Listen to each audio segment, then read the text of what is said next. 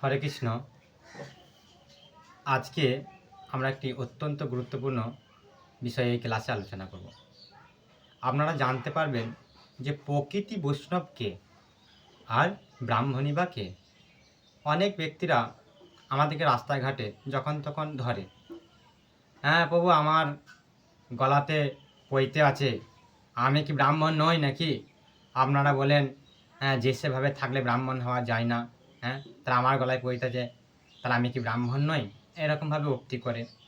কেউ কেউ বলে আমার বাপ বাড়াতি 16 বছর, কি বলবো, কি বলে ওইটাকে, 16 পুরুষ আমরা বৈরাগ্যতে বা বরিগী রূপে জন্মগ্রহণ করছি। আমার এরকম করে 16 পুরুষ এই বরিগীতে রয়েছে, তাহলে আমি আজকে বরিগী জাতিতে জন্মগ্রহণ করেছি, তাহলে আমরা কি বৈরাগ্য বা বৈষ্ণব নই? তখন আমরা বলি দেখুন, এইভাবে কে বৈষ্ণব কে ব্রাহ্মণ এইভাবে জানা যাবে না। মহাপ্রভু বলেছেন যে প্রকৃতি বৈষ্ণব কে আর প্রকৃতি ব্রাহ্মণী বা কে। তো আমরা এই শাস্ত্র থেকে জানবো যে প্রকৃতি ব্রাহ্মণ বা প্রকৃতি বৈষ্ণব কে, আর বৈষ্ণব তার কাজ কি, আর বৈষ্ণবের স্তরে কে অদিত হতে পারে, তাহলে আমরা জেনে যাব। আমাদের অযথা নিজেদের ভাই বন্ধু মিলে যুক্তিতর্ক করে কোনো লাভ নেই, কারণ যুক্তিতর্ক করতে গেলে অনেক দূর এগিয়ে যেতে পারে এই তথ্য বিষয়ে। তাই ভাগবতমই সিদ্ধান্ত করবে কোনটা সত্য, আর আমাদের সমস্ত পৃথিবীর জীবকে মানতে হবে শাস্ত্রের কথা, কারণ কৃষ্ণই শাস্ত্রে নিজে বলছেন। দেখুন বলছে যে ব্রাহ্মণ হচ্ছেন তিনি যিনি শ্যাম্বক রূপে বিষাণাত্মকভাবে পরম তত্ত্বকে অধ্যয়ন করেছেন, তিনি হচ্ছেন ব্রাহ্মণ। বোঝা গেল ব্রাহ্মণকে না? আবার বলছি, যিনি শ্যাম্বক রূপে বিষাণাত্মকভাবে পরম তত্ত্বকে অধ্যয়ন করেছেন তিনি হচ্ছেন ব্রাহ্মণ। আর ব্রাহ্মণের সর্বসিদ্ধি অবস্থা হচ্ছে বৈষ্ণব। কোনো প্রকৃতি ব্রাহ্মণ যখন বৈষ্ণব স্তরে ধীরে ধীরে অধিষ্ঠিত হবে, তখন সেই ব্রাহ্মণের সর্বসিদ্ধি লাভ হয়, যখন বৈষ্ণবের স্তরে অধিষ্ঠিত হবে। তাই বলছেন ব্রাহ্মণের সর্বসিদ্ধি হচ্ছে বৈষ্ণব। তা যে বৈষ্ণব পরম তথ্য বিজ্ঞান অবগত, কিন্তু তিনি দেখুন ভালো করে বুঝুন, আবার এখানে বৈষ্ণবদেরও ভাগ আছে। খুব অত্যন্ত জটিল একটা কথা, কিন্তু ভালোভাবে মনোযোগ দিয়ে শ্রবণ করবেন, না হলে বুঝতে পারবেন না। বৈষ্ণবদের মধ্যে ভাগ রয়েছে। কে প্রকৃতি বৈষ্ণব?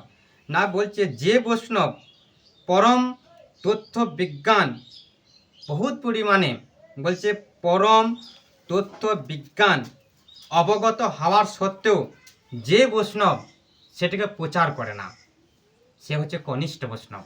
কি পরম তত্ত্বকে কঠিন পরিমাণে উপলব্ধি করেছে, সে অধ্যয়ন করেছে, অনেক ভগবানের সম্বন্ধে জেনেছে, কিন্তু তথাপি সে প্রচার করছে না, সে কিন্তু হলো কনিষ্ঠ অধিকারী বৈষ্ণব। আর যিনি ভগবত তথ্য বিজ্ঞান কেবল হৃদয়মঙ্গই করেনি, অপরন্ত প্রচার করতে পারেন, তিনি হচ্ছেন মধ্যম অধিকারী ভক্ত। দেখুন, যে বৈষ্ণব তথ্যকে হৃদয়মঙ্গ করেছে, ভগবানের সমস্ত তথ্য বিজ্ঞানকে হৃদয়মঙ্গ করার পর যিনি প্রচার করছেন, তিনি হচ্ছেন মধ্যম অধিকারী বৈষ্ণব। বোঝা গেল? তিনি হলেন মধ্যম অধিকারী বৈষ্ণব।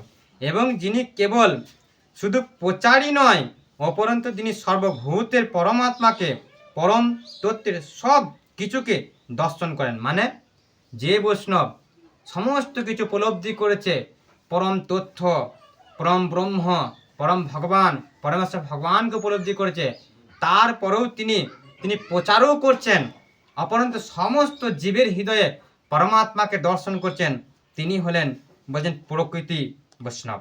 তিনি হলেন প্রকৃতি বৈষ্ণব। দেখুন, দর্শন করে তিনি হচ্ছেন উত্তম অধিকারী বৈষ্ণবের এখানে উল্লেখ করা হয়েছে যে সবের হৃদয়ে পরমাত্মাকে দর্শন করেন, এবং প্রকৃতিপক্ষে ব্রাহ্মণত্ব পূর্ণ সিদ্ধি তখনই লাভ হয় যখন তিনি বৈষ্ণবের পরিণত হয়, তবেই সেই ব্রাহ্মণ তখন সিদ্ধি লাভ করে, যখন এই রকম পর্যায়ে তিনি প্রচার করেন, তখন তিনি হলেন প্রকৃতি বৈষ্ণব। বোঝা গেল? তো এইরকম ধীরে ধীরে যখন অধিষ্ঠিত হয়, তখন 5 প্রকার মুক্তি লাভ রয়েছে। তো এই 5 প্রকার মুক্তি লাভ তখন সেই ভক্তের কাছে তুচ্ছ হয়ে যায়, তখন সেই ভক্তটা তখন এই 5 প্রকার মুক্তিকে তুচ্ছ করে, তখন সর্বশ্রেষ্ঠ একটাই নজর দেখে, সেটা হলো ভগবানের সেবা। জানেন এই পৃথিবীতে সব কিছু কালের ক্ষণেক্ষণ, কাল সব কিছুকে নিমিষের মধ্যে ধ্বংস করে দিতে পারে, কিন্তু কখনো ভগবত সেবা ধ্বংস করতে পারে না, এবং ভগবানও ধ্বংস হয় না, এবং ভগবান তত্ত্ব সেবা এবং ভগবত ভক্তও কোনোদিন ধ্বংস হয় না।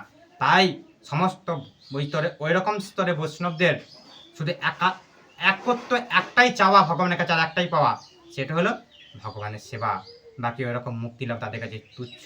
তো হরে কৃষ্ণ, এ নারায়ণ হলেন প্রকৃতি বৈষ্ণব। হরে কৃষ্ণ।